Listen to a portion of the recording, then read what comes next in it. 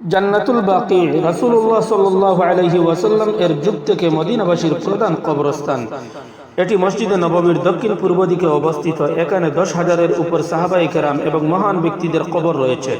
খাদিজা ও মায়মুনা ছাড়া নবীজি সাল্লাল্লাহু আলাইহি ওয়াসাল্লামের সকল স্ত্রী, তার কন্যা ফাতেমা, পুত্র ইব্রাহিম, চাচা আব্বাস, ফুফু সফিয়া, নাতি হাসান ইবনে আলী এবং জামাতা উসমান রাদিয়াল্লাহু আনহুমের কবর এখানেই অবস্থিত।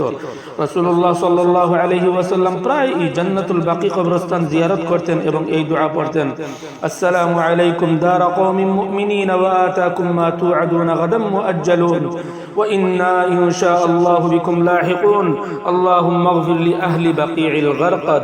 হযরত জিবরিল আমিন আলাইহিস সালাতু ওয়াস সালাম এর মাধ্যমে আল্লাহ তাআলা নবীজিকে নির্দেশ দিয়েছিলেন, ইন্না রাব্বাকা ইয়া'মুরুকা আন তা'তিয়া আহলাল বাকিই ফাতাস্তাগফির লাহুম। আপনার রব আপনাকে বাকি কবরস্থানে যেতে এবং তাদের জন্য ক্ষমা প্রার্থনার দোয়া করতে বলেছেন। সহিহ মুসলিম 974 নং বর্ণনা।